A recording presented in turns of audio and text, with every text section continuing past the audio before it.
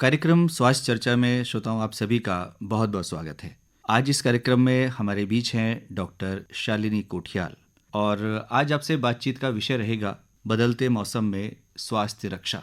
Doctor Shalini, बहुत बहुत स्वागत है आपका कार्यक्रम में। धन्यवाद। डॉक्टर शालिनी, हम देख रहे हैं कि मौसम बदल रहा है, तो ये कितना घातक हो सकता है? हमारे अगर मैं बात करूँ अपने आयुर्वेद शास्त्र की, तो हमारे यहाँ पर 2 टाइप के चैप्टर्स बताए गए। एक दिनचर्या बताई गई है कि आपको सुबह उठने से लेके रात को सोने तक कैसे खुद को ढालना है, आपको क्या आहार विहार करना चाहिए। और उसके बाद एक ऋतुचर्या बताई गई है। जैसे 12 महीने होते हैं तो 6 ऋतुएं बताई गई हैं, शिशिर, वसंत, ग्रीष्म, वर्षा, शरद, हेमंत। तो 2 मास की एक ऋतु बताइए और हर ऋतु में कैसे आपको उसका पालन करना है, क्या आपका आहार होना चाहिए, क्या आपका विहार होना चाहिए, बहुत ही स्पेसिफिकली बताया गया है। आचार्य चरक द्वारा, आचार्य वाग्भट द्वारा अलग अलग संहिताओं में अलग अलग चीज़ें बताई गई हैं। तो जैसे अभी हम लोगों ने हाल ही में बसंत पंचमी मनाई है और इससे हम बसंत ऋतु की ओर अग्रसर भी हो चुके हैं। तो देखा जाता है कि जैसे कोई सीजन चेंज होता है तो इंडिया में हर सीजन की एक तैयारी होती है। अब जैसे गर्मियाँ आएंगी तो हम लोग अपने कॉटन के वस्त्र जो होते हैं वो बाहर निकालना स्टार्ट कर देते हैं, सुखाने लग जाते हैं। या फिर जब सर्दियाँ आती हैं तो हम लोग अपने ऊनी वस्त्र सुखाने लग जाते हैं। लेकिन हम बहुत ज़्यादा चेंज अपने खान पान में नहीं करते हैं। जो इंसान पराठे खाता है तो वो पूरे साल भर पराठे ही खा रहा है, वो उसमें ज़्यादा चेंज नहीं करेगा। लेकिन अपने विहार के साथ आहार में चेंज करना बहुत जरूरी है। तो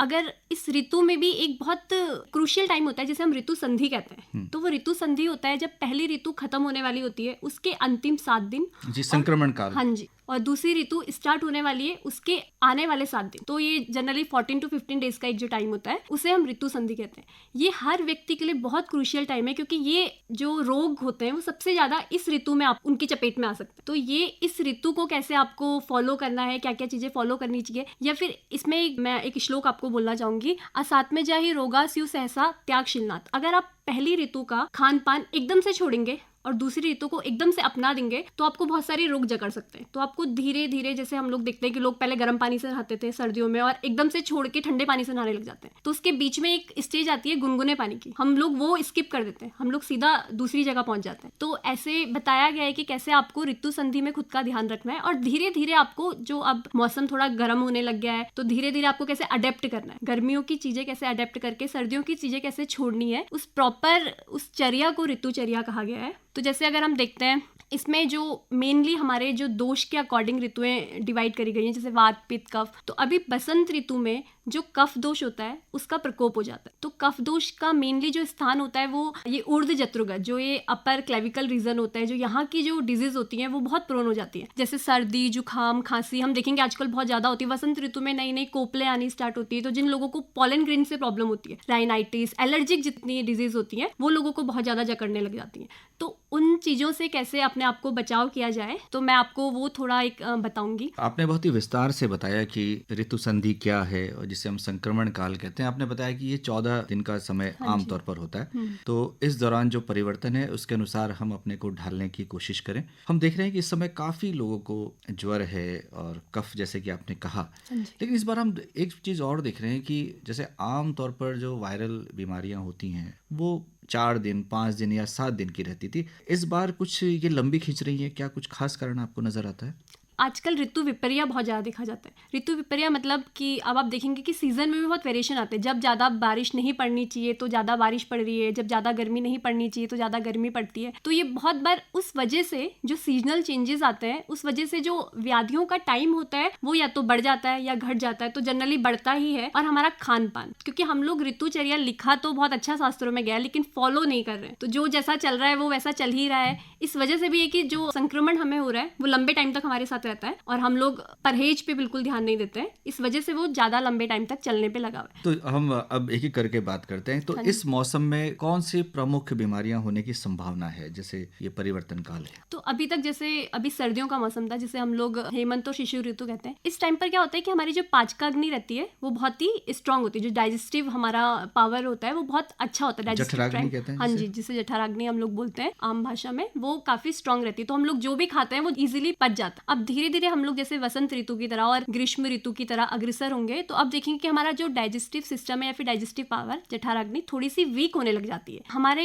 इन्वायरमेंट में भी रुक्षता थोड़ी बढ़ जाती है। तो इस वजह से क्या होता है कि जो पाचकाग्नि वाली डिजीज होती है, मतलब हमारी पाचक अग्नि थोड़ी वीक हो गई है, तो उससे जो हम जो भी खाएंगे वो एकदम से नहीं पचेगा। तो हमें देखना होता है कि हम आहार जो लें वो थोड़ा लघु हो, सुपाच्य हो, जो एकदम से पच जाए। अब हम जो पहले जितना ठूस ठूस के खा रहे थे वो हमें थोड़ा सा अभी कम करना पड़ेगा और अपने आहार की तरफ थोड़ा ध्यान देना पड़ेगा। रुक्ष इसने ले सकते हैं जो स्निग्ध ना हो, जैसे पराठे वराठे जो हम लोग खाते हैं, इसको थोड़ा कम करके। और इस टाइम पर बहुत अच्छा बताया गया है कि हमें पुराना जो अनाज होता है वो यूज करना चाहिए। अभी क्योंकि नया अनाज भी आना स्टार्ट हो जाएगा, लेकिन हमें जो पुराने गेहूं है, पुराना चना हो, पुराना जो चावल है, हम लोग वो अपने आहार विहार में लेके आए तो वो बहुत अच्छा काम करता है। इसमें अगर देखें तो जो शीतल पदार्थ होते हैं उनका थोड़ा, क्योंकि शीतल जो पदार्थ होते हैं वो कफ को प्रकोप करने वाले होते हैं, तो हमें उनको थोड़ा अवॉइड करना चाहिए और थोड़ा गुनगुना खाना या फिर ये सब चीजें अपने आहार में लेके आना चाहिए। जी, कफ को बढ़ाने वाले कौन से पदार्थ हैं जैसे आप बता रहे हैं? तो जैसे कफ को हमारे यहाँ 6 रसों को बताया गया है, मधुर, अम्ल, लवण, कटु, तिक्त, कषाय। तो जो मधुर, अम्ल, लवण है, जैसे मीठा, खट्टा, खारा, जो ये आदि होते हैं, ये कफ वर्धक आहार विहार है। तो आप जिनको ज्यादा मीठा खाना पसंद है या वो है तो उनको अभी इस सीजन में पर्टिकुलरली ये अवॉइड करना चाहिए। इवन दही भी अभी वर्जित बताई गई है, हम लोग इस सीजन में दही नहीं ले सकते। अगर छाछ कोई पीना चाहता है तो वो छाछ ले सकता है, छाछ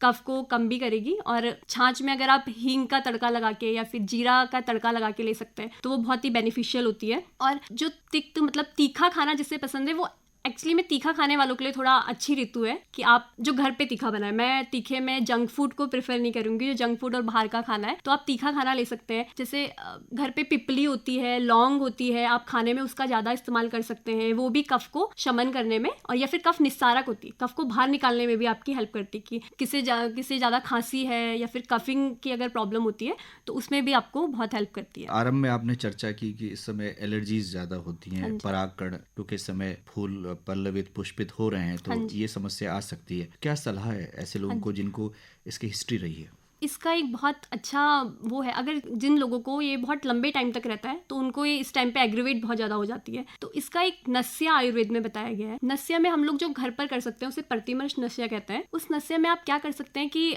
कोई भी तेल, वैसे तो आप अगर मेडिकेटेड ऑयल की बात करें तो आप अणु तेल ले सकते हैं, षड बिंदु तेल ले सकते हैं। उस तेल की 2-2 बूंद अपनी दोनों नाकों में, नॉस्ट्रिल जो होते हैं, नाकों के छिद्र जो होते हैं, उनमें डाल सकते हैं। सुबह के टाइम पे या फिर शाम के टाइम पे आप डाल सकते हैं। तो उससे आपका क्या होगा कि नासा ही शीर्षोद्वारम बोला गया है कि नाक जो होता है वो डायरेक्ट सिर का जो रास्ता होता है वो बहुत ही हाईली वेस्कुलराइज्ड ऑर्गन है, वहाँ पे वेसल्स बहुत ज़्यादा होती है, तो एब्जॉर्प्शन बहुत अच्छे से होता है। तो जिन लोगों को राइनाइटिस और साइनोसाइटिस जैसे प्रॉब्लम्स है वो नस्या का उपयोग कर सकते हैं। ये एक्चुअली वैसे पंचकर्मा का एक पार्ट है, बट आप मिनी पंचकर्मा अपने होम में खुद कर सकते हैं। जिनके आसपास पंचकर्मा सेंटर है या फिर जो जा सकते हैं वहाँ पर जाके, आजकल वासंतिक वमन चल रहा है, वमन क्रिया कफ को नेचुरली बाहर निकालती है। तो जो लोग ये कर सकते हैं वो अपने किसी भी पंचकर्मा सेंटर में, जहाँ पर आपको कोई वैद्य भी उपलब्ध हो, वो आपकी प्रकृति वगैरह की परीक्षा करके आपको सुटेबल आपके लिए वो बता सकते हैं, वो भी किया जा सकता है। पर घर पर आप देखें तो आप ये नस्या 2-2 बूंद अपनी दोनों नाकों में उसके डाल सकते हैं, ये बहुत अच्छा इफेक्ट करता है। जी, इस समय श्वास रोगी भी परेशान रहते हैं, क्या सलाह उनको देंगी आप? हाँ जी, ये एक तो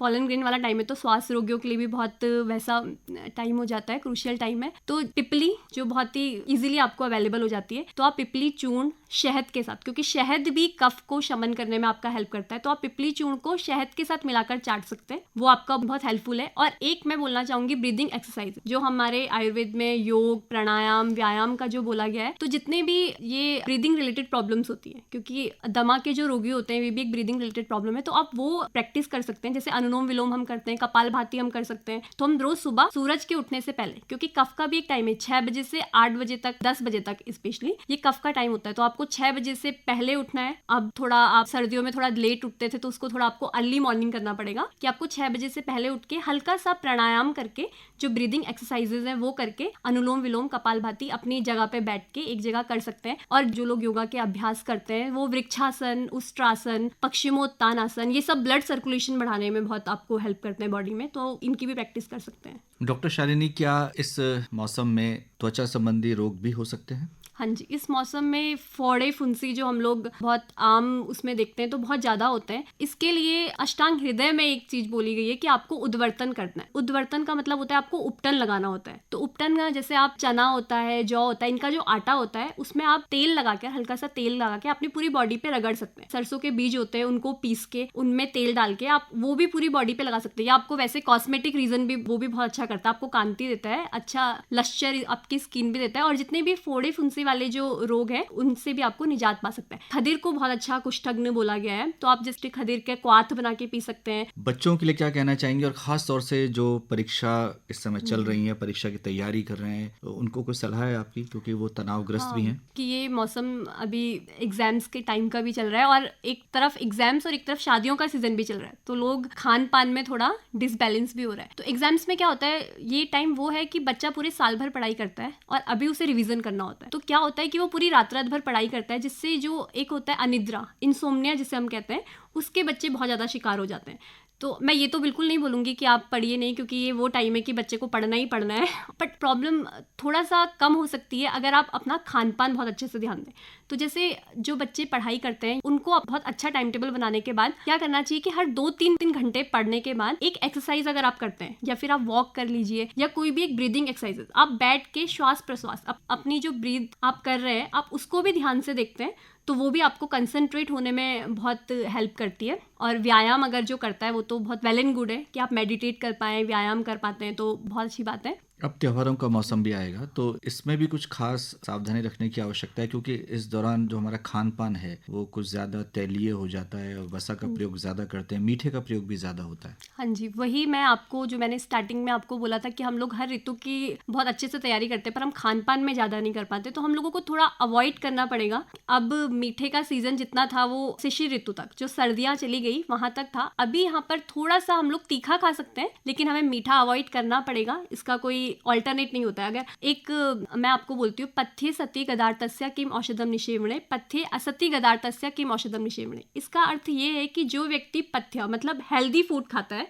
उस व्यक्ति को औषधि की क्या जरूरत है, और जो व्यक्ति हेल्दी फूड नहीं खाता है उस व्यक्ति को औषधि की जरूरत क्या है। तो आप अगर औषधि से बचना चाहते हैं तो आपको पथ्य का सेवन करना पड़ेगा, और उसका कोई ऑल्टरनेट नहीं है। आपको हेल्दी फूड खाना है, और हेल्दी फूड ही आपकी हेल्दी लाइफस्टाइल का एक तरीका है। बहुत अच्छी तरह से आपने हमारे श्रोताओं को बताया कि बदलते मौसम में किस तरह से हम अपने स्वास्थ्य की रक्षा कर सकते हैं। निश्चित तौर पर ये जो जानकारी आपने दी है उसका लाभ हमारे श्रोता उठाएंगे। डॉक्टर शालिनी कोठियाल, आज आप इस कार्यक्रम में आई और इतनी महत्वपूर्ण बातें आपने हमारे श्रोताओं के साथ साझा की, आपका बहुत बहुत आभार, धन्यवाद।